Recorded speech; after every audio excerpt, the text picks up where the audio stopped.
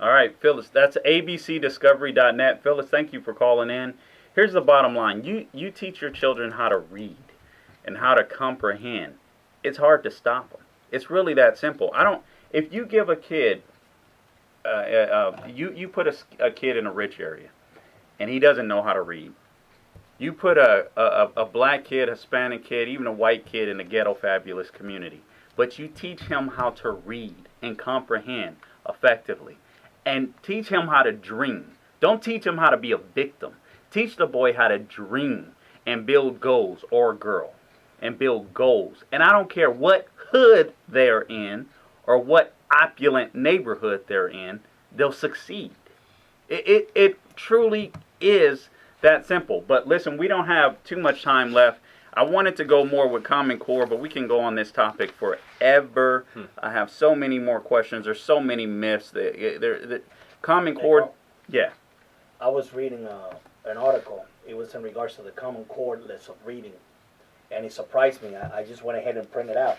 It says they recommend for 11th graders a book. It was written back in 1970 by Toni Morrison, titled The Blue Eyes.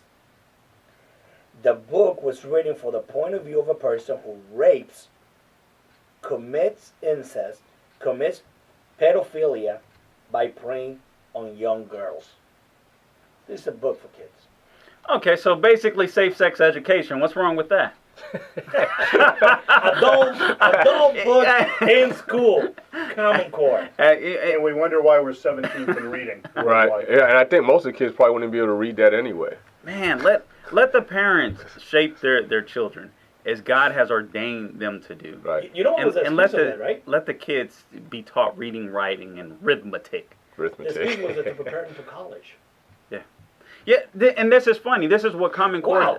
Even the creators of Common Core have admitted that they didn't shape Common Core for people to be able to make it to universities. They can make it to what they call, I forget exactly how they name it, but basically if you want to go to junior college or something like that, it may somewhat prepare you for that. But even they said it's not necessarily effective. This is their own words in preparing kids for college. Yet we have Republicans going around saying this is a good thing.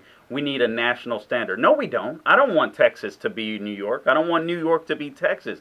I want people to have their own identities. I want people to go after their own dreams, their own goals.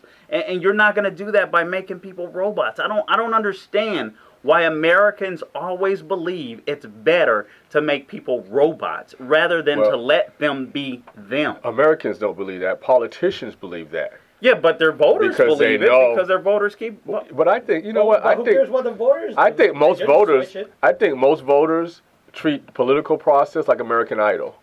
They vote for the person who they think is the most charismatic, the best looking. Like this next election, if Hillary runs, she's a woman. And this and that, and people, they'll vote for her because of that, not really because of beliefs, not really because of anything else, but just personality. And that would be a dumbed down to that. And I think Common Core is kind of like an educational genocide to help further dumb our country down so that politicians continue to prosper in what they want to push, and people just go along with it. But that's why the activism is so important, like we said before, because parents and anyone that's concerned about public education needs to wake up to this.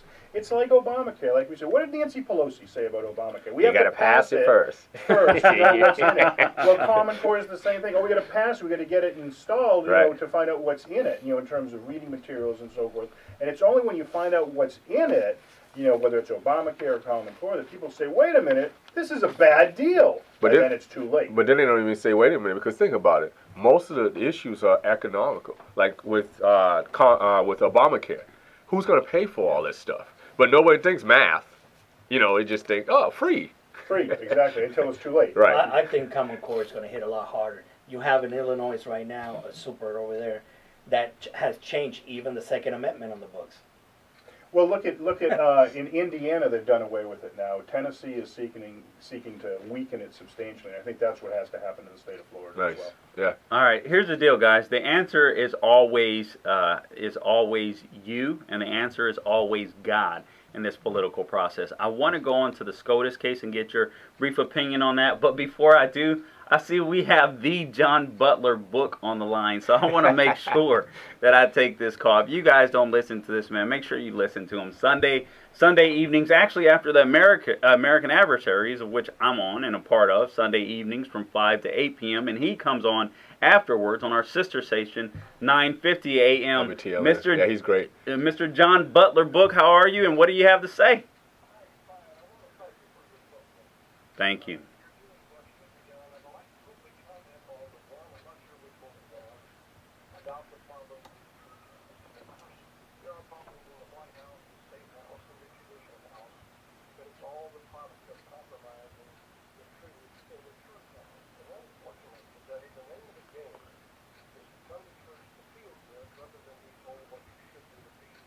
Hmm.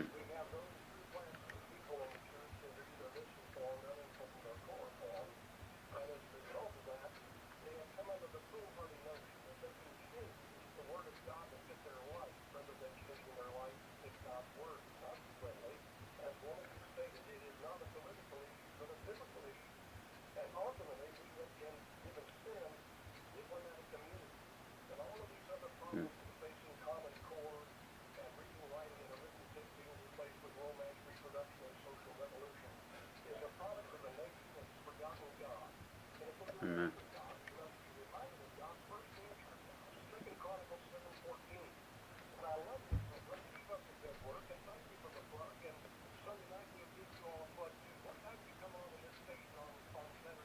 Saturday morning, we're on at 8. Yes, sir. Yes, sir. 8 to 9, I'm sorry. Thank you. I appreciate it. And listen, this is why we say what we do here on the Carl Jackson Show is we love God, right? We love God with our heart, mind, soul, and strength, and we understand that all of these issues are symptoms of a greater disease, and that greater disease is removing God, Jesus Christ, is who I believe God is, from the culture. But in order to love God and love our neighbors, we have to follow biblical principles. I mean, we do. The Judeo-Christian value system is huge. We only got a minute left, and Steve, I just have to get you to comment. I hate to rush this. I wanted to spend more time on it, and we'll have to bring you back to talk about this as well as Hobby Lobby. But the Supreme Court case this week was huge. Tell us why, because I think it's a victory. I think it's something we can be excited about as conservatives. Yeah, basically the Supreme Court, in essence, what they were deciding this week is that money is free speech, and free speech involves money. And so in the decision they made, they're basically allowing people to do more in the way of federal campaign donations in terms of what they're allowed to give. And the funny thing is, you're right, it is a victory because whether you look at it from a conservative or even a libertarian standpoint, if you have money and you want to donate it to one candidate or several candidates all around the nation, who's the government to say that you're not able to do that? That's what it comes down to. So the Republicans, the conservatives are basically celebrating this decision. The Democrats, the liberals are howling that it's a terrible injustice, but I think it's crocodile tears, and I'm going to tell you why. Because they are saying, oh no, this means that the Koch brothers and Sheldon Adelson are going to be able to give more and more hundreds of millions of dollars, to candidates, etc. Well, you know what? George Soros will as well. And any number of Hollywood celebrities. Absolutely. So I don't buy their crocodile tears. It makes it an even playing field. Right. We don't have the unions. But we like to talk about solutions, guys. We're not just a talk radio show. We're an activist radio show. Be involved. Get a hold of LC.org, the Liberty Council. Support organizations like theirs. And until next week, don't grow weary, doing good. That's right. Don't be silent. Live out loud.